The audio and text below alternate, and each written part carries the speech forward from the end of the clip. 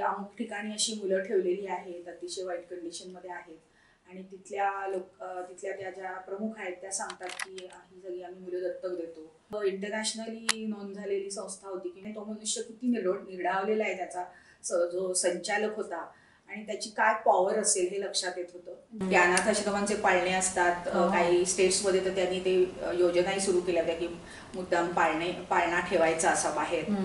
तर तुम्ही संस्थेच्या दारात ठेवू शकता, देवळात ठेवू शकता, पण संडासात टाकून देणं, कचऱ्याच्या ढिगावर टाकून देणं, हा काय जो भाग आहे, नाल्यात टाकून देणं, कुठेतरी शेतात टाकून देणं, तर म्हणजे मला मानसिकताच कधीच समजणार नाही आणि समजलेली नाही, समजणारही नाही. ती शेवटी आई असते जन्म देणारी. देवराया अंत तपाहू प्राण हा सर्वथा जाऊ पाहे, नको देवराया अंत तपाहू प्राण हा सर्वथा जाऊ पाहे, नको देवराया.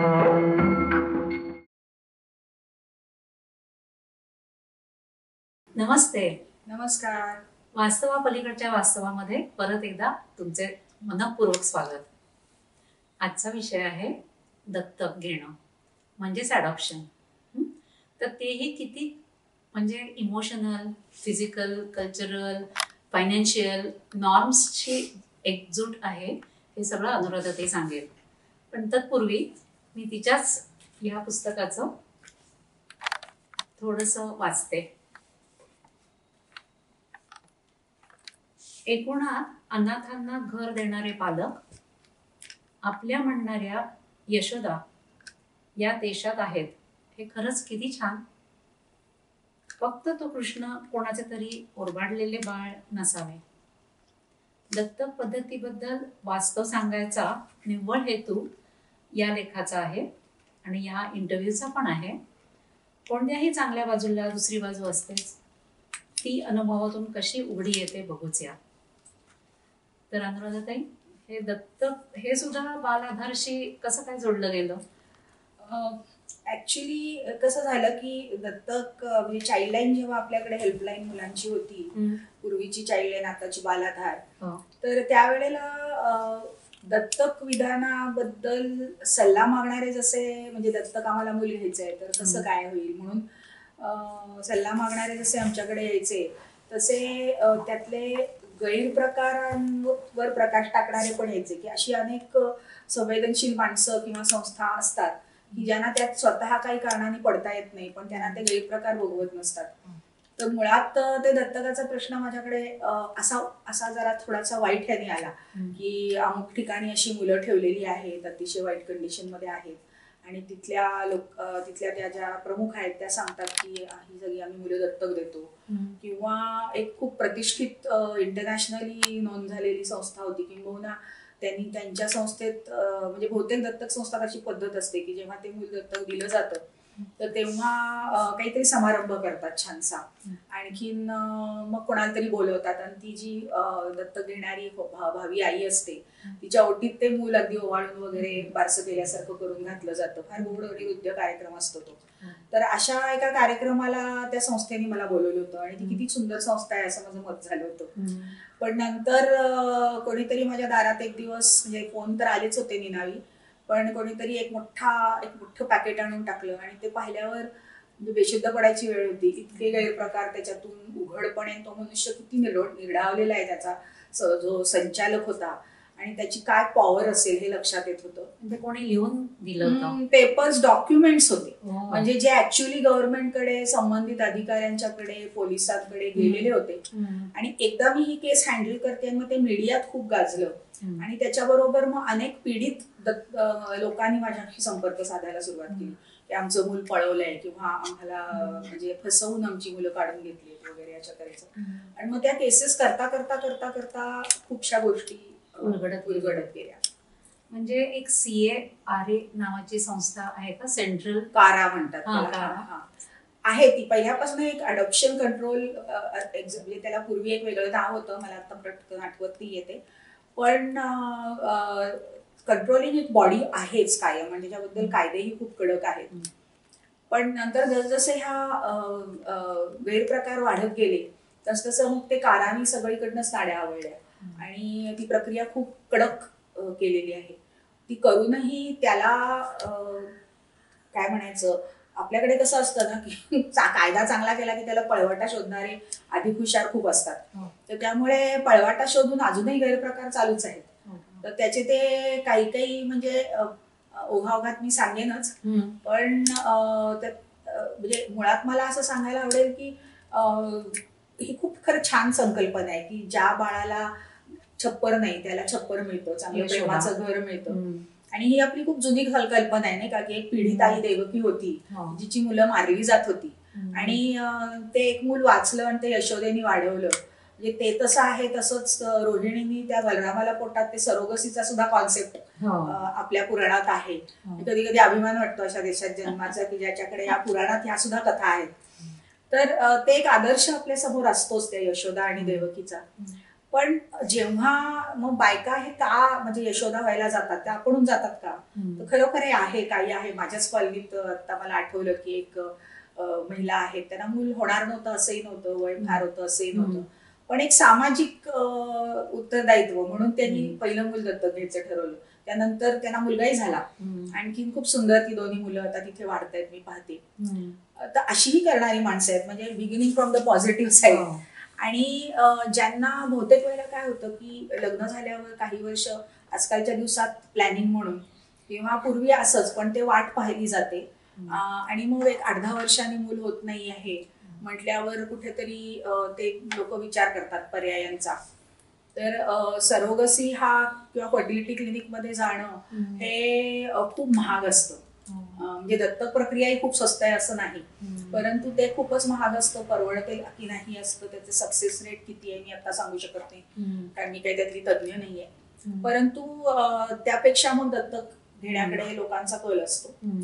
आता दत्तक घ्यायचं म्हटल्यावर आधीच ती बाई किंवा ते कुटुंब खूप म्हणजे प्रोसेसमधनं मानसिक टॉर्चरच्या स्ट्रेसच्या गेलेलं असतं की होणार आहे की नाही. मग टेस्ट करणं विविध, मग त्याच्यावर उपचार करणं, मग देवदेवस्की करतात, अगदी मुलांचे त्यासाठी बळी देण्यापर्यंत लोक बळी पडतात. कारण स्वतःचं मूल हवंय, मग कोण काय सांगेल ते. तर मग ती विशेषतः खेड्यापाड्यातनं त्यासाठी देवदेवस्की केली जाते आणि त्याला थोडंसं आपला समाजी जबाबदार आहे, कारण बाईला मूल नाही म्हणजे तो बाईचाच दोष आहे आणि पुरुषातही दोष असू शकतो हे कोणी मान्यच करत नाही. मग त्या बाईला वांझोटी म्हणून समारंभात न घेणं, म्हणजे आपल्याच घरातलं एक उदाहरण मला इथे आठवलं पटकन की म्हणजे माझी स्वतःची आजी होती आणि तिला एक मुलगा झाला, तो गेला. नंतर दुसरी एक मुलगा झाला, आर्म फोर्सेस मध्ये होता, ऑन ड्युटी वारला. एवढं म्हणजे भाग्याचं एक प्रकारे ती भाग्यवान आई होती असं एका प्रकारे म्हणायला पाहिजे. पण मुलगी होती दुसरी, पण तिला गावामध्ये सवाष्ण म्हणून जेवायला बोलवायचं झालं तर नको, तिची मुलं मरतात आणि मुलगा नाही तिला. म्हणजे होते 2 मुलगे पण ते गेले. पण मुलगी एवढी सुंदर डॉक्टर आहे पण तिथल्या किंमत नाही. तर ह्या प्रक्रियेतनं ती बाई गेलेली असते आणि तोंडावर असं वांझोटी किंवा पाठीवर बोलणं, मग सवाष्ण म्हणून न बोलावणं, हे त्या बायकांना लागतं. सामान्य होरपळ आहे ती. आणि मग तिला घरातही मग फारशी इज्जत मिळत नाही आणि ते सुद्धा वांझोटी म्हणजे मुलगा हवा असतो आणखी. पण गंमत म्हणजे दत्तकाची जर तुम्ही एकूण परिस्थिती पाहिली तर दत्तक मुलगी मागितली जाते, जास्त मुलींना मागणी असते. हे पण म्हणजे काय गोडबंगाले ते न कळे, मला उलगडलेलं नाहीये. परंतु एनिवे, तर ह्या प्रकारे पिडलेल्या असतात मुली म्हणून घेतात. किंवा मग बऱ्याच मुली हल्ली एक तर उशिरा लग्न होतात, त्याच्यानंतर करिअरच्या पीकला असतात त्या. तर त्यावेळेला मला 9 महिने नाही घालवायचे असा विचार करणारे खूप मुली आहेत. मग हे करता करता कधीतरी नंतर उपरती होते, मला मूल हवाय वाटतं. तोपर्यंत biological clock is not in their favour. म्हणजे वय जसं उलटतं तसं की आपलं शरीराचं पण एक गणित असतं. तर ती फर्टिलिटी कमी झालेली असते कदाचित. अर्थात हे कोणीतरी मेडिकल प्रोफेशनल जास्त ह्यावर सांगू शकेल. परंतु मला जे ऑब्झर्वेशन मध्ये दिसलंय किंवा त्यांचे रिपोर्ट्स पाहून वगैरे, ते कारण घेऊन येतात आमच्याकडे रिपोर्ट्स, आणि असंही सांगितलं गेलं आहे मला तज्ज्ञांकडून की जेव्हा तुम्हाला खूप मूल हवाय हा जो स्ट्रेस असतो हो. त्यांनी होणाऱ्या हार्मोनल चेंजेसनी सुद्धा आहे. कारण हो. कित्येकदा आपण अशी उदाहरणं पाहतो की दत्तक एक मूल घेतलं नंतर त्या वेळेला मूल झालं. हो. हा पण एक भाग असतो. तर कदाचित तो स्ट्रेस निवळला म्हणून शरीर रुटीन झालं म्हणून असंही ती ऐकलं. आपुलकी माया सगळ्यांनी थोडे ते चेंजेस झाले. असंही असेल कदाचित. हो. असं होतं. हे दत्तक घेण्यामागचं जे कोण एक तर मूल आधी नकोच आहे, ही टेंडन्सी खूप वाढलेली आहे. म्हणजे केव्हा तरी वाटतं नाही आपल्याला हवंय, मग ती सगळी प्रक्रिया सुरू केली जाते. किंवा सिंगल मदर्स असतात की आम्हाला लग्न करायचं, हल्ली अशा खूप आहेत. म्हणजे हो. अनेकांना मीच फॅसिलिटेट केलंय दत्तक मिळवण्यासाठी. हम्म. तर अशा करिअरच्या मागे गेलेल्या किंवा नाही करायचं लग्न आम्हाला असं ठरवलेल्या मुली असतात. तर त्या म्हणतात की पण आम्हाला मूल हवंय, मग काय पर्याय आहे, मग आम्हीच सरोगसीनी हे करायचं का, किंवा स्पर्म बँक मधून इथपर्यंत आता मुली विचार करतात. नाही असं नाही, पण अजून भारतीय मुलींच्यात तेवढं धाडस आलेलं मला दिसत नाही. त्यामुळे मग त्या म्हणतात काय करायचं, मग दत्तक हा एक मार्ग असतो. तर हे अशा प्रकारची बरंच कॉम्प्लिकेटेड आहे ना ते. खूप कॉम्प्लिकेटेड. म्हणजे वेटिंग पिरियड पासूनच बऱ्याच परीक्षा, म्हणजे फॉर्म्स मध्ये तुम्हाला भरायला लावून क्रॉस चेक होतं की तुम्ही फायनान्शियली कसे आहात, फिजिकली, मेंटली, सगळ्या बाजूंनी. कारण त्याची गरज मी म्हटलं तसं जसे गैरप्रकार वाढले, आता त्याला जोडूनच एक गैरप्रकार त्याच्यामुळे असा होतो की जे लोक घाईला आलेले असतात की आता 10-15 वर्ष आपण मुलाची वाट पाहिलीये आणि आपल्याला आता होत नाही, आणि मग ते आई विचार करतात ना की आज माझं वय काय, मी आता तान्हबाळ घेतलं तर त्याच्यात माझ्या वयातलं अंतर, म्हणजे त्याला मी सपोर्ट करायचंय तो मोठा होईपर्यंत त्याच्या पाया, तो किंवा ती जे असेल ते पायावर, तर मग माझंही वय खूप माझ्या वयाकडेही मला बघावं लागतं, विच इज प्रॅक्टिकल आणि विच इज व्हेरी करेक्ट. आणि मग मूल मात्र ह्या प्रक्रियेतून, आता तू उल्लेख केलास तसं, जी आता काराची जी किंवा कायद्याची प्रक्रिया आहे त्याच्यातून हा सगळा प्रोसेस व्हायला तुम्हाला काहीही 3 वर्षापर्यंत सुद्धा काळ जाऊ शकतो. आणि सगळ्यांना लहान बाळच हवं असतं, कुणालाच मोठं झालेलं मुली ह्याचं नसतं दत्तक. शक्य तितकं लहान बाळ, कारण त्यांना वाटतं की आपलं बॉन्डिंग जास्त होईल, अगदी जितकं तान्हं तितकं आपलं बॉन्डिंग जास्त होईल. परंतु हा जो प्रोसेस आहे त्याला वेटिंग लिस्ट असते. ते तुम्हाला ते आता ऑनलाईन आहे सगळं, त्यामुळे तुम्हाला ते नोंदवावं लागतं. तुम्हाला हा सगळा प्रोसेस, मी आता जास्त बोलत नाही कारण तो तुम्हाला ऑनलाईन कुठेही मिळू शकतो, प्रोसिजर काय आहे. तर ते काराच्या प्रोसिजर प्रमाणे तो फॉर्म भरल्यानंतर तुम्ही ऑल इंडिया वेटिंग लिस्टवर जाता. त्यात तुम्हाला हे द्यायचे असतात की तुम्हाला कुठली 3 चॉईसेस तुम्हाला देतात ते नंतर मुलं आढळल्यानंतर. मग ती भारतभरातली कुठली असू शकतात, शक्यतो त्या स्टेट मधली असतात, पण मग तिथे जाऊन ते मूल तुम्हाला पसंत पडतं. तुम्ही एकदा ते मूल नाकारलं तर तुम्ही त्या पुन्हा लिस्टच्या खालती जाता, असं होतं. त्यामुळे मग काही वेळेला मिसमॅच्ड मुलं सुद्धा घेतली जातात. म्हणजे माझ्या डोळ्यासमोर एक असं उदाहरण आहे, एका मराठी कुटुंबाला नॉर्थ ईस्ट मधलं मूल दिलं गेलं. तर ते आता कसं आहे की नंतर त्या मुलांनी आपल्या सोसायटीमध्ये असिम्युलेट व्हायला, शाळेमध्ये त्याचं वेगळं दिसणं, ह्या सगळ्याच दृष्टीने ते थोडस मानसिक दृष्ट्या काय होईल त्याचं, बाळाला किती त्रास होईल. आधीच तू दत्तक आहेस हे एक म्हणजे त्याचं वेगळेपण असतं, आई बाबा माझे नाहीयेत, आणि त्यातून हे असे क्लेश व्हावेत का. पण आता तरी ह्या लिमिटेशन्स आहेत प्रोसिजरल, हे मात्र खरं. वयाबद्दल पण सामायिक वय असं काही मी ऐकलं, म्हणजे दोघांचं.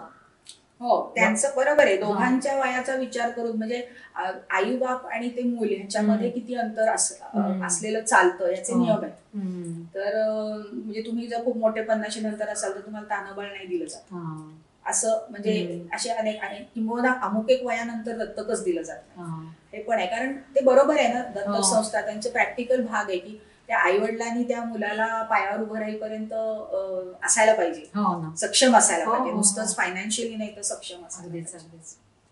असं पण आता पुरुष असेल आणि त्याला दत्तक घ्यायचं असेल तर मुलगी दत्तक घेता येते? नाही असं मला वाटतं. म्हणजे आता त्याचं काय सारखे नियम बदलत असतात, पण पहिल्यांदा एकट्या पुरुषाला देतच नव्हते मूल. मग एक प्रसिद्ध ती केस झाली, मला वाटतं तो कोणतरी कोरिओग्राफर होता, मॉडेल कॉर्नरचा कोरिओग्राफर होता मुंबईतला प्रसिद्ध. तर त्यांनी ते केस वगैरे करून ते म्हणजे असं लावून धरलं आणि ते मिळालं. तर सिंगल पेरेंटला ते पहिल्यांदा पुरुषाला मिळालं म्हणून ते. तर आता कदाचित नियम बदलले असतील, त्यांनी त्याच्यावर एवढा माझा अभ्यास नाहीये. करण जोहर वगैरे घेतलेले आहेत, ती सरोगसीने घेतलेली. अच्छा. दत्तक नाहीये, ती सरोगसीची आहे. ओके. त्याच्यामुळे आता त्यांनी ती हम्म. सगळी जी म्हणजे हेच बदलली आहेत, नियम जे हो. बदलले, सरोगसी आहे ते मला नाही वाटत काराखाली येतं. ही दत्तक मुलं म्हणजे जिथे एक मिळालेलं मूल द्यायचं, आता ती कोण मुलं असतात, तर दत्तक मुलं मिळतात कुठून असं तुम्हाला वाटत असेल, तर एक तर ती टाकून दिलेली असतात चक्क, म्हणजे कुठेही, म्हणजे कचऱ्यात टाकतात. मला अजून हे उलगडलेलं कोड आहे की अनाथ आश्रमांचे पाळणे असतात काही स्टेट्स मध्ये, तर त्यांनी ते योजनाही सुरू केल्या होत्या की मुद्दाम पाळणा ठेवायचा असा बाहेर. तर तुम्ही संस्थेच्या दारात ठेवू शकता, देवळात ठेवू शकता, पण संडासात टाकून देणं, कचऱ्याच्या ढिगावर टाकून देणं, हा काय जो भाग आहे, नाल्यात टाकून देणं, कुठेतरी शेतात टाकून देणं, तर म्हणजे मला मानसिकताच कधीच समजणार नाही आणि समजलेली नाही, समजणारही नाही ती. शेवटी आई असते जन्म देणारी. आधी तिच्याकडून तिच्या बेशुद्ध अवस्थेत ते मूल काढून घेतलं असलं घरच्यांनी, तरी एक माणूस म्हणून आपण कुत्र्याचं पिल्लू जरी असं कुठेतरी सापडलं तरी आपल्याला वाईट वाटतं, आपल्याला वाटतं उचलून आणावं आणि त्याची जरा काळजी करावी. तर हे असं माणसाचं पिल्लू कसं काय टाकू शकतात?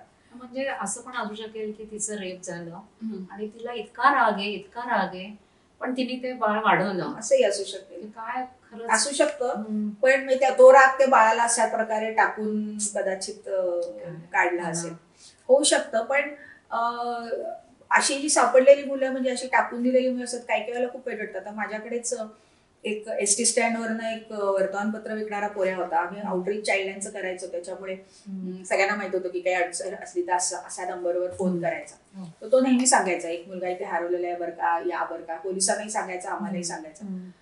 तर एक दिवस अगदी पहाटे पहाटे फोन आला की एक मुल असं, ती बाई म्हणाली मी जरा बाथरूमला जाऊन येते, या मुलाकडे बघ. तर आणि ती आलीच नाही परत. पण त्या आईने किती यांनी टाकलं असेल ते मूल, कारण त्यांनी कोऱ्या करकरीत साडीत गुंडाळलेलं होतं, शेजारी दुधाची बाटली ठेवलेली होती.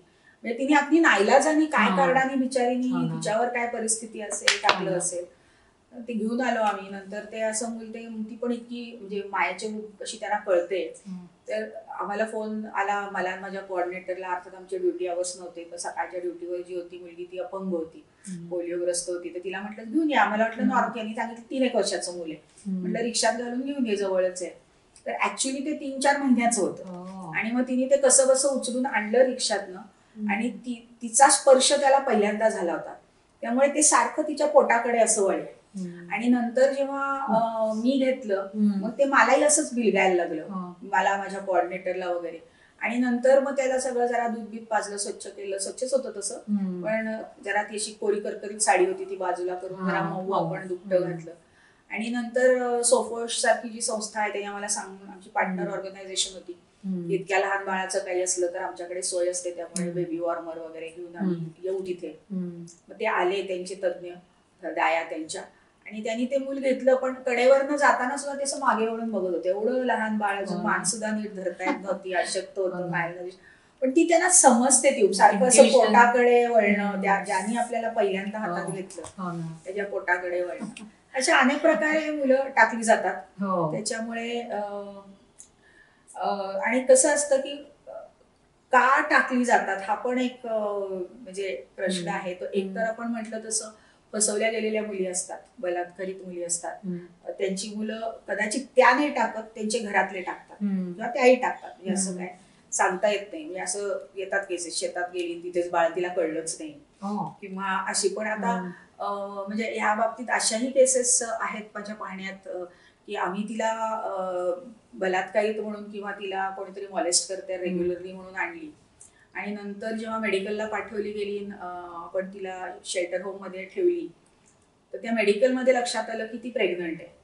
तर आता ती प्रेग्नंट आहे ते तिलाही माहित नाही, तिच्या आईलाही कळलं नाही, कारण पाळी सुरू होण्यापूर्वीच संबंध आल्यामुळे ते दिवस राहिलेलेही कळलेलं नसतं. म्हणजे पाळी चुकली हा जो एक नॉर्म असतो, म्हणजे 13-14 वर्षाच्या, 12-13-14 वर्ष, घरातच कोणीतरी रोज तिला मॉलेस्ट करत होतं. आणि मग मला त्या तिथल्या सुपरिटेंडंटचा फोन आला की मॅडम ती अशी प्रेग्नंट आहे, तुम्हाला एक इन्फॉर्मेशन म्हणून देते. आणि चांगले 4-1 महिने झालेले होते. किंवा कित्येकदा आया आमच्याकडे येतात, तिला बरं नाही, पोटात दुखतंय, पाळी कधी सुरू झालेलीच नाही अजून, आणि पोट तर मोठं होतंय, हिचं का होतंय, तेव्हा डॉक्टर म्हणजे डॉक्टरला दाखवा. मग कळतं की ती चांगली 6 महिन्याची प्रेग्नंट आहे. म्हणजे आई रोज बघत असून, चांगली मायाळू असून अशाही घटना लक्षात येत घडतात नाही. ह्या हा. फसवलेल्या मुलींची मुलं असतात. हम्म. तर मग होतं काय, ह्याला आपण अनवेड मदर्स म्हणतो. हम्म. तर मग त्यांना जर काही अमुक एक ह्याच्यापर्यंत त्यांची अबॉर्शन्स करता येतात जर हवी असली तर, म्हणजे त्यांना ते मूल नको असलं तर, पहिले. आई वडिलांना किंवा त्या मुलीला. पण कायद्याप्रमाणे आणि तिच्या तब्येतीच्या दृष्टीनेच केलेला तो कायदा आहे की, आणि ते मूल येतात ते मूल झालेलं असतं प्रॉपर. तर त्यामुळे नाही करत अबॉर्ट. म्हणजे पहिल्या आपल्याकडे 3 महिन्यात चालतं मला वाटतं. त्याचे नियम आहेत काही. हा. अगदीच बलात्कार होतो तर तुम्हाला स्पेशल कोर्ट ऑर्डर घेऊन ते काढता हम्म. येतं मूल वगैरे, म्हणजे अबॉर्ट हम्म. करता येतं. हम्म. पण ते नाही केलं तर मग शी हॅज टू, एक तर ती आधी फसलेली असते, फसवलेली असते, प्रेमाची प्रकरणं असतात, त्याच्यामुळे ती आधी बोलतच नाही. बोलल्यानंतर जेव्हा लक्षात येतं तेव्हा मे बी प्रेग्नन्सी खूप ऍडव्हान्स झालेली असते. मग त्यामुळे काही करता येत नाही. मग अशा वेळेला एक नियम असा आहे की तिला आपण अनवेड मदर असं म्हणतो, म्हणजे आमच्या भाषेत आम्ही तिला असं अनवेड मदर म्हणतो. तर तिला मग कुठली तरी संस्था सांभाळते आणि त्यांच्याकडनं रेलिंक्विशमेंटचा फॉर्म भरून घेतला जातो. म्हणजे जन्म झाल्याबरोबर ते मूल स्वखुशीने ते पुढच्या पुनर्वसनासाठी देऊन टाकते. मग ते चाइल्ड वेलफेअर कमिटीच्या ताब्यात जातो मूल, आणि मग ते जरुरीप्रमाणे संस्थेत ठेवून मग ते दत्तक ह्याच्यासाठी उपलब्ध. मग त्याची खूप मोठी प्रक्रिया आहे. आपण जाहिराती पाहतो की असं असं मूल सापडलंय, कोणी असलं तर क्लेम करा वगैरे. तर ते नाही झालं क्लेम त्यांच्या ठराविक मुदतीत, आणि तर ते मूल मग दत्तकाला उपलब्ध आहे म्हणून ती संस्था डिक्लेअर करते, आणि मग त्या लिस्टमध्ये ते काराच्या जातं, आणि मग पुढच्या प्रोसेस प्रमाणे त्याला दत्तक. पुण्यात किती संस्था आहेत? आता असं नाही मला सांगता येणार, पण आहेत, बऱ्याच आहेत. म्हणजे कसं आहे, दत्तक नुसतं निराधारांसाठी घर असणं आणि दत्तक देण्याची तुम्हाला पॉवर असणं ह्याच्यात फरक आहे. तर पण ह्या सगळ्या प्रोसेसमध्ये करणाऱ्या आहेत संस्था, बऱ्याच आहेत. म्हणजे आता नाही आकडा सांगता येणार असं ऑफ हँड.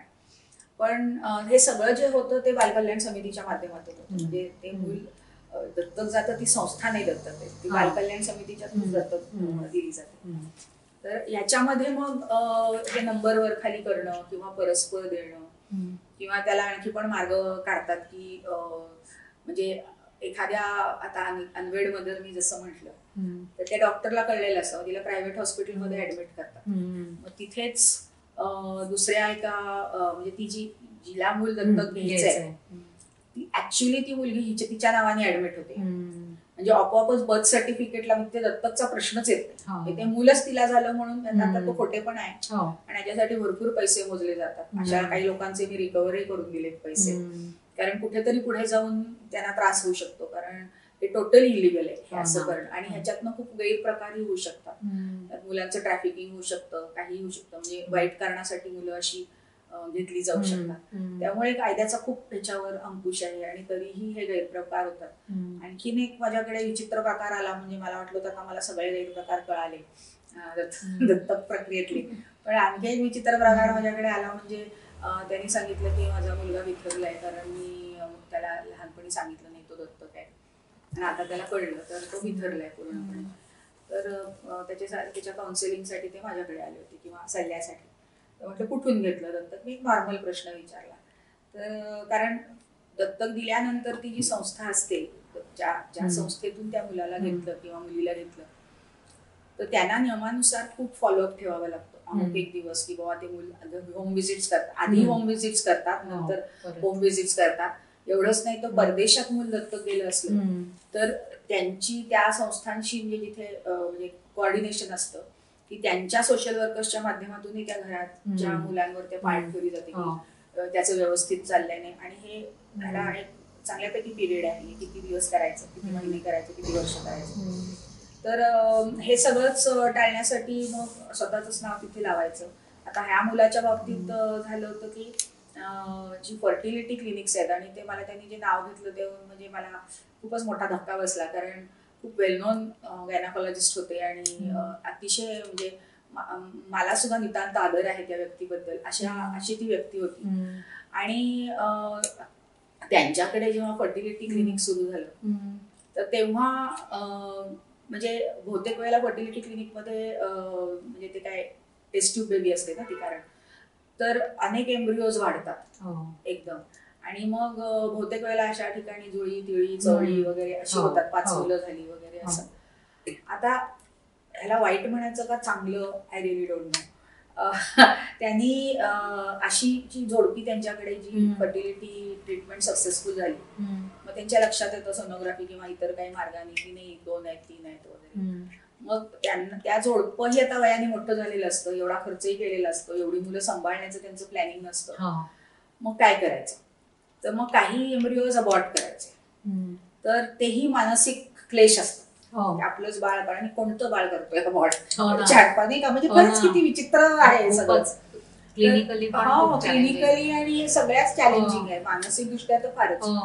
तर मग ते म्हणतात की तुम्ही जन्माला घाला आणि एक बाळ ज्यांना असं हवंय त्यांना आम्ही देतो. ते डॉक्टर ते जे होते डॉक्टर तेच त्यांनीच सल्ला दिला म्हणे आम्हाला, कारण त्यांनाही वाटायचं की मी डॉक्टर आहे, मी मुलं मारू कशी. म्हणजे त्यांचे आणि ते थोडेसे असे संत ह्याच्याकडे वळलेले वगैरे असे होते, त्याच्यामुळे आध्यात्मिक ह्याच्याकडे, त्यामुळे त्यांना आणि त्रास व्हायचा.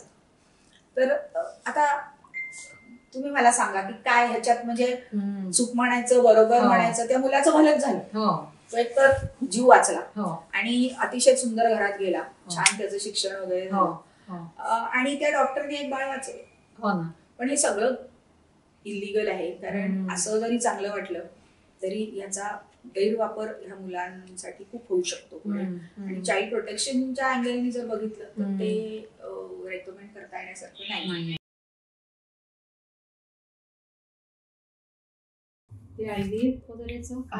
नाही तर फर्टिलिटी क्लिनिक मधलं आपण जसं म्हटलं की एकीकडे ती मुलं मारणं आणि एकीकडे त्या मुलाला चांगलं घर मिळणं आणि सगळंच, परंतु हे अंडरहँड डिलिंग्स आहेत सगळे. तर त्याच्यामुळे असं परस्पर म्हणजे जी लोक घायला आलेली असतात आणि त्यांना एवढं 3-1 वर्ष थांबण्याची तयारी नसते, मग ते जास्तीचे पैसे देऊन सुद्धा अशा मार्गाने जाऊ शकतात की आम्हाला आता पटकन मूल हवंय. तर त्याचा मग काहीच फॉलोअप नसतो, काही नसतं, ते मुलाची काही टेस्ट झालेल्या नसतात. आता जेव्हा एखादं मूल सापडतं ज्यासाठी किंवा रेलिंग्विश असतं ते तर हॉस्पिटलमध्येच असतं, त्यामुळे तो काही इश्यू बहुतेक वेळेला नसतो. जर दुसरीकडनं आणून दिलं तर सगळ्या म्हणजे चाइल्ड कुठलंही मूल किंवा कुठल्याही केसमध्ये, मग ते असं अशी केस असो किंवा कुठली असो, त्याची पूर्ण मेडिकल केलेली असते आणि मेडिकल हिस्ट्री त्याच्या फाईलला असते. जसं आता मी माझ्याकडे एक मूल असं सापडलेलं होतं, तर आम्ही पण फॉलोअप ठेवतो ना, काय झालं तुमच्याकडे आहे का ते अजून मूल वगैरे. तर ते संस्थेने मला सांगितलं की त्या बाळाला एक किडनी नव्हती. पण अर्थात दत्तक देताना हे सगळं सांगितलं जातं. किंवा एक मूल आम्हाला सापडलं होतं, म्हणजे असं आईनी वडिलांनी सोडून दिलं म्हणून एसटी स्टँडवरनं चालवतं काय रेल्वे स्टेशनवरून. तर असंच तिथल्या स्टेशनवरच्या कोणीतरी दुकानदारांनी आम्हाला कळवलं आणि आमच्याकडे ते आलं. तर तो जरा मोठा होता मुलगा, 5-6 वर्षाचा होता, अतिशय अशक्त होता आणि त्याच्याजवळ एक पिशवी होती झोळीसारखी आणि त्याच्यामध्ये त्याचे सगळे औषधोपचाराचे सगळं होतं, औषधं होती काही दिवसाची. तो HIV पॉझिटिव्ह होता मुलगा, तीच औषधं होती. ती औषधं बघूनच संस्थेला कळलं की ती, मग त्या संस्थेत म्हणजे आता बहीण भाऊ सापडलेले असेल तर शक्यतो चाइल्ड वेलफेअर कमिटी काय करतं की त्यांना एका संस्थेत ठेवायचा प्रयत्न करतं, म्हणजे निदान आता आई वडील नाही तरी हे बॉन्डिंग तरी जाऊ नये. आता त्यांचं वय, त्यांची बाकीची स्थिती या सगळ्यावर ह्या गोष्टी अवलंबून असतात. आणि दत्तक देताना सुद्धा प्रयत्न केला जातो, पण ते दत्तक संस्थेवर आणि तिथल्या त्या सोशल वर्कर्सवर अवलंबून असतं की शक्यतो दोन्ही भावंडांनी एकत्र राहावं ही इच्छा तर असते. त्याच्यामध्ये दुसरा एक हे महत्वाचा उल्लेख करायचा म्हणजे त्या नियमामध्ये एक असा नियमही आहे दत्तक काराचे जे कायदे आहेत त्याच्यात, की आधी इंडियन दत्तक पालकांना प्रेफरन्स द्यायचा आणि नाही जर मिळालं तर मग फॉरेन अडॉप्शनचा विचार करायचा, कारण फॉरेन अडॉप्शनसाठी खूप डिमांड असतो. आणि ह्या संस्था आणखीन एक गैरप्रकार, जी मोठ्या एक संस्थेतला गैरप्रकार मी उघडकीला आणला होता, तर त्याच्यामध्ये त्याच्या मागोवा घेता हे आढळलं की मग संस्थांची काही अशी पण मानसिकता असते की असं दाखवायचं की आम्ही खूप प्रयत्न केला पण आम्हाला इंडियन पालक मिळाले नाहीत म्हणून मग ते कारण तिकडनं त्यांना पैसे खूप मिळतात. तर त्या दृष्टीने आता ते फॉरेन अडॉप्शन, आता म्हणून हे काराचं रेग्युलेशन आल्यावर ह्याला चाप बसला, पण ह्याच्यामध्ये सुद्धा पळवाटा काढल्या असल्या तर माहित नाही, कारण लेटेस्ट सिच्युएशन मला माहिती नाही. परंतु त्याच्यामध्ये आता परदेशात गेल्यावर सुद्धा, आता म्हणजे माझ्याकडे एक अशी केस आली होती, एक वडील होते, गरीब होता बिचारा माणूस आणि त्याला आधीच 3 मुलं होती आणि 4थ्या मुलाच्या वेळेला बाळणपणात बायको गेली, तर तो आणि घरात सांभाळायला दुसरं कोणी नव्हतं आणि मुलं अगदी चिल्ली पिल्ली होती आणि वॉज डिव्हास्टेटेड, अगदी मेंटल रेक होता तो. तर त्यांनी त्याला तिथल्या कुठल्या तरी संस्थेने असं मार्गदर्शन केलं की इथे जवळच्या गावात एक चांगला आश्रम आहे, आपण तात्पुरती म्हणून, असं पण असतं की आपण तात्पुरत्या केअरसाठी संस्थांकडे मुलं देऊ शकतो. तर ती मुलं तात्पुरत्या केअरसाठी तिथे दिलेली होती. आणि नंतर मग त्याचे सासू सासऱ्यांना कळलं जेव्हा, तर ते आले, तेही गरीबच होते, पण ते म्हणले नाही आमची नातवंड आहेत, आम्ही सांभाळून. तो माणूसही जरा मानसिक थोडा स्थिर स्थावर झाला होता. आता तो जेव्हा मुलं मागायला गेला तेव्हा त्यांनी टाळाटाळ सुरू केली. त्यांनी कुठेही काही लिहून दिलं नव्हतं की मला ही मुलं मी दत्तकला उपलब्ध केली आहेत वगैरे, असं तो म्हणत होता. परंतु ती संस्था पहिल्यांदा तर म्हणाली नाही, ती मुलं आमच्याकडे नाहीच आहेत. नंतर मग ती त्यांनी त्यांच्या दुसऱ्या पुण्यातल्या एस्टॅब्लिशकडे ट्रान्सफर केलेली आम्हाला कळलं. आम्ही खूप त्याचा मागोवा घेतला आणि मग असं कळलं की त्यांनी ती परस्पर परदेशात दत्तक दिली. आणि ती जेव्हा भेटायला जायचे तेव्हा त्यांना सांगायचे त्या मुलांवर झालेला एवढा खर्च आहे, ते लाखात सांगायचे, तर ते तुम्ही आणून द्या. तेही त्या आजी आजोबांनी गोळा केले शेती विकून. पण त्यांना येण्यासारखं नव्हतं बाहेर गावून, तर जेव्हा तो मामा यायचा तर त्याला लांबून दाखवायचे ती बघा तुमची मुलं, ती नव्हतीच ती मुलं. आणि आता इथे पण पुन्हा एक काय म्हणायचं त्याला मॉरल इश्यू म्हणा किंवा त्या मुलांचं वेलफेअर कशात आहे असं इश्यू, कारण यांची परिस्थिती खूप चांगली नव्हती. ती मुलं ऑलरेडी अशा घरात परदेशात गेली होती की जिथे म्हणजे खूपच वेगळं आणि चांगलीच सांपत्तिक स्थिती वगैरे अशा तऱ्हेचं. तिथला मिडल क्लास असला तरी आज ती मुलं चांगल्या घरात, तिथे ऍडजस्ट झालेली मुलं त्या आई बापांपासून तोडून पुन्हा भारतात आणायची का कायदा सांगतो म्हणून, म्हणजे असे पण इश्यूज खूप निर्माण होतात गैरप्रकारात. आणखी महत्वाचं एक सांगायचं म्हणजे ह्या मुलांना पुष्कळदा तुम्ही दत्तक आहात हे लपवून ठेवलं जातं. ते सांगण्याची सगळे म्हणजे दत्तक घेण्यापूर्वी, दत्तक घेतल्यानंतर, त्याच्यानंतर काही वर्ष ही संस्था, चांगली संस्था जी असतात त्या ह्या दत्तक पालकांच्या संपर्कात असतात. त्यांना भरपूर काउन्सिलिंग केलं जातं, मुलांना काउन्सिलिंग केलं जातं गरजेप्रमाणे अर्थात. पण त्याच्यात हे नेहमी सांगितलं जातं की तुम्ही शक्य तितक्या लवकर ते मुलाला कळू दे, कारण otherwise it's a huge shock. कारण आपला समाज हा इतका दुष्ट आहे. कोणीतरी हळदी कुंकाला आलेल्या बायका म्हणा किंवा इकडे तिकडे ते बोलतात माहिती का हे त्यांचं नाहीच आहे वगैरे, आणि हे जेव्हा असं थर्ड पार्टी कडून येतं तर त्या मुलांना खूप शॉक बसतो, विश्वासाला तडीत जातात. आता मग कसं सांगायचं, तर मग पुष्कळ लोक यशोदेचं हे वापरतात की आता माझी एक मैत्रीण आहे, सिंगल मदर आहे, तिने दत्तक जेव्हा घेतलं तर तिला विचारलं की तिने सांगितलं मुलीला की असं असं, तर मग ती घेऊन गेली जिथनं तिला आणली. ते बघ सगळीच म्हणे मुलं काही आईच्या पोटात नाहीत, काही मुलं तिथून पण येतात. दुसरी एक माझी अशीच एक सिंगल मदर मैत्रीण होती, तिने माझ्याकडनं सल्ला घेतला म्हणून ते झाली, दत्तक घेतलं तिने. तर तिने मग तिची मुलगी तिला म्हणाली की त्यांच्या मनात राहतात जड म्हणतं किती तुम्ही सांगितलं तरी. मग ती तिला म्हणाली की हा मग म्हणजे माझी ती आई वाईट होती ना. आता हे सुद्धा त्या आई वडिलांवर आहे की हे तुम्ही कसं हँडल करता. आणि आई वाईट नव्हती, सगळ्याच आया सगळ्याच चांगल्या असतात, तिने तिला सांगितलं. फक्त तिची काहीतरी अडचण असेल म्हणून तिने मला तिथे संस्थेला दिली आणि मग आता मी आणली तुला सांभाळायला. पण मग ती पण नाही, ती वाईट होती म्हणूनच तिने मला टाकलं, कचऱ्यात टाकलं का, तर म्हणजे नाही, ती कुठे टाकलं काय टाकलं माहिती, तू संस्थेतनं मी तुला आणली आणि तिला खरंच माहिती नाहीये, ती अशीच बाहेर सापडलेली मुलगी आहे. पण म्हणजे असावी माहिती नाही तिला. ती म्हणली मला इंटरेस्टच नाही, मला मूल हवं होतं, मला मूल मिळालं, I am happy with it. तर असं जे सांगणं आणि ते वेळेवर सांगणं हे खूप महत्वाचं असतं. कारण हल्ली खूप केसेस माझ्याकडे अशा येतात आणि याबाबत मी या क्षेत्रातल्या तज्ज्ञांशी सध्या चर्चा करते की मुलांच्यावर काय परिणाम होतो कळल्यानंतर. तर एक पुस्तक खूप छान वाचनात आलं एका अशा संस्थेने काढलेलं की त्यात त्या बाईनी, त्या लेखिकेनी ह्या मुलांच्या मनातले भाव टिपले. तर त्यात बऱ्याच मुलांनी असं म्हटलंय, ते मला फार भावलं, म्हणजे की तुला म्हणजे सगळ्यांनी वाचावं ते पुस्तक खरं, की आम्हाला माहिती आहे की आम्हाला दत्तक घेतलंय, त्याची सल आहे काही मुलांच्या मनात की कोण असतील माझे आई वडील, काहींना सांगितलं जातं पण काहींना माहित नसतं, ही सल आहे. परंतु हे माझे आई वडील इतके चांगले आहेत आणि आज त्यांनी आम्हाला छप्पर दिलंय, मायेची ऊब दिली आहे, त्यांच्याशी तर त्यांना तरी कसं विचारावं, ते दुखावले जाते. म्हणजे त्यांच्याही भावना जपायला पाहिजे. पण एक खूप छान काही संस्थांनी केले की ह्या मुलांचे सपोर्ट ग्रुप्स तयार केले, तर ते खूप छान आहे. ते आपले आपले हे बोलतात. त्याच्यात मी अशी एक कॉन्फरन्स अटेंड केली की जिकडे हे सगळे दत्तक आई वडील आणि मुलं होती आणि अनुभव सांगत होती. तर आता खूप मोठा झालेला मुलगा आणि मला दिसत होतं माझ्या समोरच ते दिवसभर बसले होते किती त्या सख्या बहिणीशी आणि आई वडिलांची त्याचं गोड नातं आहे ते कळत होतं. पण तो जाऊन बोलला की नाही मला शोधायचेत माझे खरे आई वडील. आणि हल्ली ही परदेशात तर खूपच ट्रेंड आहे की I want to find my biological parents. आणि त्याचा धंदा करणारे पण झालेत आता. इव्हन श्रीलंकेत किंवा मलेशिया किंवा अशा ज्या देशात जास्त मुलं दत्तक घेतली जातात साऊथ ईस्ट एशियन कंट्रीज मधनं. श्रीलंकेत सुद्धा आमचा जो ड्रायव्हर आमच्या टूर कंपनीचा होता तो पण हा साईड बिझनेस करायचा की मुलांचे खरे आई वडील शोधून द्यायचे.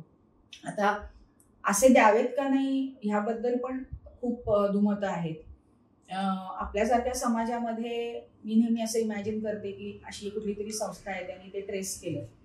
आणखीन त्याच्या दारात ती फसवली गेलेली कोणतरी मुलगी असते म्हणूनच तिने ते मूल देऊन टाकलेलं असतं. तिचं आता लग्न बिग्न झालेलं असतं आणि तिच्या घरात जाऊन तिच्या छोट्याशा गावात जाऊन दारात उभं राहिलं आणि सांगितलं हे तुझं. हरवलेल्या मुलांची गोष्ट वेगळी आहे, त्यांना आनंद होतो. पण अशी जी मुलं आहेत तर त्या आईच्या आयुष्याचं पुढे काय होणार त्या समाजात म्हणजे नसेल किंवा काय माहिती. पण म्हणजे हिचं हे लग्नाआधीचं मूल आहे हे तिथे अचानक समजल्यावर तिच्या भावना वेगळ्या, तिथे तिला नंतर सोसावं लागणारं वेगळं. ही एक विचार प्रणाली आहे. पण अशी एक विचार प्रणाली आहे की नाही एक न्यूट्रल झोन मध्ये त्या आईलाही विचारून त्यांची गाठ घालून दिली तर दोघांच्याही मेंटल हेल्थच्या दृष्टीने चांगलं असतं अशी पण एक विचार प्रणाली आहे. त्यामुळे माहिती नाही काय आपण त्याच्यावर म्हणजे असं काही हे करू शकत नाही, त्याच्यावर जजमेंट देऊ शकत नाही. हा मला वाटतं प्रत्येकाचा इंडिव्हिज्युअल प्रश्न आहे. पण त्याला एक पॅरलल सिस्टीम आहे म्हणजे फॉस्टर केअरची. तर ती सांगणं खूप आवश्यक आहे. कारण असं होतं पुष्कळदा की त्या मुलाला दुसरे आईबाप मिळेपर्यंत कुणाकडे तरी सांभाळायला दिलं जातं आणि त्याचा खर्च संस्था करते, जी संस्थाकडे ते मूल आलेलं असतं. कारण त्यांना जे एक त्याच्या मागचं थॉट प्रोसेस असं आहे की काही झालं तरी घरचं वातावरण आहे आणि संस्थेतलं वातावरण आहे संस्थेतलं. तर हा एक प्रकारचा फॉस्टर केअर झाला. दुसरं kind of permanent foster care म्हणजे ज्यांना दत्तक नसतं घ्यायचं.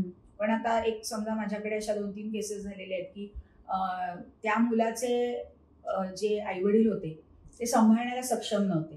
काही ठिकाणी वडील अल्कोहोलिक होते, काही ठिकाणी आई म्हणजे आईच्या डोक्यावर परिणाम झालेला होता किंवा आजारी होती, पॅरालिटिक कोणीतरी होतं. तर ते त्या मुलाला पण नातेवाईकांना काय वाटत होतं की जर असं चाइल्ड वेलफेअर कमिटीकडे वगैरे नेऊन मदत मागितली तर त्याला रिमांड होम मध्ये टाकतील. त्याच्याबद्दल म्हणजे ज्याला निरीक्षण गृह आता आपण म्हणतो की जिथे म्हणजे शेवटी एक किलबिश असतं मनात अशा संस्थांबद्दल. त्यांना हे माहित नसतं की अशा मुलांना सुद्धा बालकल्याण समिती त्याचं बॅकग्राऊंड बघून त्याचं शिक्षण बघून अशा संस्थांमध्येच ठेवलं जातं. तर पण इथे त्या भीतीने पुढेच येत नाहीत ही लोक. त्यामुळे त्या 2-4 केसेसमध्ये असं झालं ते आल्यावर मी त्यांना फॉस्टर केअरचं सांगितलं. आणि म्हणजे आता एका ठिकाणी होतं की आई मरून गेली होती, सावत्र आई होती आणि ती बापासमोर खूप चांगली वागायची पण आणि म्हणजे एरवी वाईट वागायची.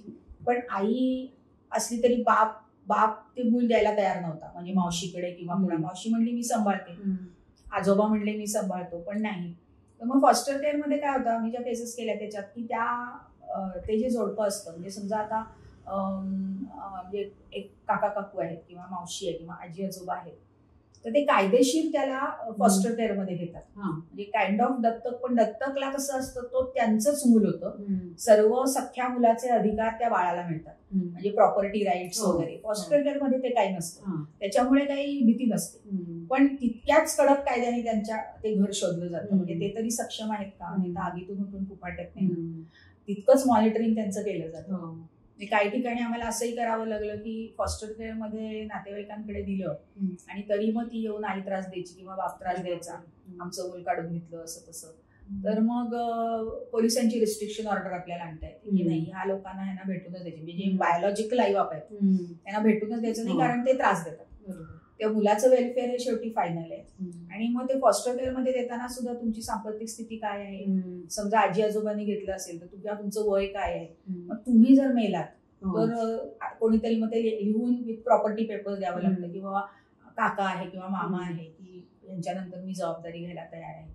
तितकं ते सगळं त्याला सगळ्या हे करून दत्तक देताना सुद्धा सगळं प्रॉपर्टी पेपर्स हे ते बघितलं जातं.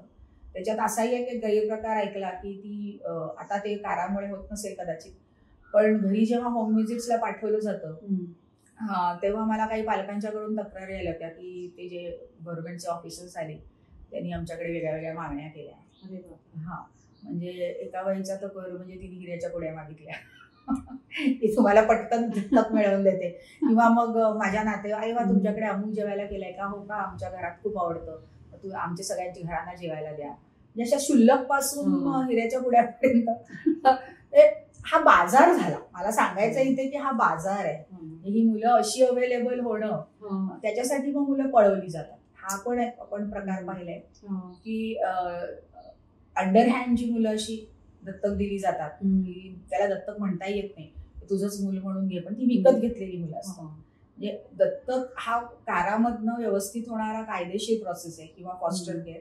आणि नाही झाला तर मी ते वेगळे वेगळे प्रकार सांगितले तसे की कायद्याला बगल देऊन स्वतःला आई म्हणून नोंद करणं, फर्टिलिटी क्लिनिक्सचा वापर करणं किंवा मुलं विकत घेणं. तर हे त्या प्रक्रियेतले आणि म्हणजे मला मुद्दाम आपल्या ह्या आजच्या संभाषणाच्या विषयामुळे सांगायला आवडेल की किती उशीर लागला तरी कोणीही असं बेकायदेशीर ते घेऊन ते तुमच्याकडून काढूनही घेतलं जाऊ शकतं जर लक्षात आलं तर. म्हणजे हे त्या मुलालाही चांगलं नाहीये आणि नवीन एक गोष्ट मला अशी कळली की तुम्ही जर वेळेवर त्या मुलाला सांगितलं नाही आणि त्याला अचानक कळलं तर ह्याच्यावर आता आम्ही म्हणजे आता चर्चासत्रच घ्यावं का काय इतक्यापर्यंत आम्ही काही त्यातल्या क्षेत्रातले आलो की ती मुलं इतकी एकदम म्हणजे ड्रग ऍडिक्ट होणं, खूप म्हणजे मुलींनी मुलांच्या मागे लागणं, मुलांनी मुलींच्या मागे लागणं, त्यातून होणारे प्रसंग ते असं काहीतरी आयुष्य वाऱ्यावर टाकल्यासारखं त्यांच्यावर काय शॉक होतो ते अजून त्याची चर्चा होणं गरजेचं आहे. पण अशा खूप घटना घडत आहेत आणि माझ्याकडेही त्या केसेस अजूनही येतात. आणि ज्या दत्तक संस्था आहेत त्यांच्याशी चर्चा केल्यावर कळतं की हे घडतं. आणि मग त्याला कितीही एक्सपर्ट काउन्सिलिंग केलं तरी त्या चांगल्या चांगल्या घरात वाढलेली ती मुलं नाही होऊ शकत, म्हणजे परत आणता येत नाही त्यांना. त्यामुळे वेळेवर सांगणं आणि तुम्ही कसं सांगता, त्यांना ऍक्सेप्टेबल कसं करता हे खूप खूप म्हणजे खूप महत्वाचं आहे. त्यामुळे ते सांगावं. म्हणजे फॅमिलीमध्ये सुसंवाद पण पाहिजेच, ते बाळाला विश्वास पाहिजेच यायला आई वडिलांबद्दल, आणि आई वडिलांनाही तेवढंच काळजी प्रेम सर्व पाहिजे. नाही पण हे पण मी सांगेन चिवदा की खूप खूप मायाने म्हणजे तुम्हाला कळणार पण नाही हे मूल त्या घरात दत्तक आहे, इतकं नॉर्मल आई वडिलांचं असतं. पण जेव्हा ते सांगितलं जातं खूप उशिरा किंवा त्याला सगळ्यात वाईट म्हणजे बाहेरून कळतं त्यावेळेला दे जस्ट गो बझर. अशा खूप केसेस घडतात. काही मुलं छान ऍडजस्ट करतात पण काही मुलं म्हणजे आणि त्याचा परिणाम पूर्ण कुटुंबावर होतो ना. म्हणजे आई वडिलांनाही धक्का बसतो. आपण एवढ्या प्रेमाने केलं आणखी आपलं मूल नाही म्हणून दुसऱ्याचं घेतलं. त्यात आणखीन एक आई वडिलांना बसलेला शॉक येतो माझ्याकडे समोर की शेवटी जीन्स तुम्ही नाही कंट्रोल करू शकत आणि तुम्ही अननोन मूल जर दत्तक घेतलं असेल तर त्याचं काही बॅकग्राऊंड आहे तुम्हाला माहित नसतं. अनवेड मदर्सचं थोड्याफार प्रमाणात माहित असतं किंवा बऱ्याच प्रमाणात माहित असतं पण हे माहित नसतं. तर त्याच्यामुळे ती एक सतत शंकेची पाल की हे मुलाचं नेमकं बॅकग्राऊंड काय आहे असं पण होऊ शकतं. आणि झाल्यात घटना अशा काही की मग ते should be trace it to the genes असं वाटावं, असे त्यांची काही बिहेवियरल इश्यूज किंवा बौद्धिक इश्यूज, परफॉर्मन्स, स्कूल परफॉर्मन्स किंवा इतर ह्याच्यातले इश्यूज. तर शेवटी मग तोही एक इश्यू लोकांच्या मनात दत्तक घेताना आणि घेतल्यानंतर सुद्धा एक काय म्हणायचं नॅगिंग इश्यू असतो. तरी एखाद्या आईला असं दत्तक घेताना इतकी ओढ लागलेली असते की मला प्रेम मिळतंय घरच्यांकडनं पण मला देता येत नाहीये. तिचे काही शब्द हृदयाच्या ठोक्यांची साथ मिळाली, घासातला घास भरवण्याची संधी, सांग तुझ्यासाठी काय करू किती करू, मायेचे स्पर्शाचे क्षण किती स्मरू. वा, याच नोटवर आपण आता बंद करतोय हा एपिसोड पॉडकास्ट. पुन्हा भेटूच. नमस्कार.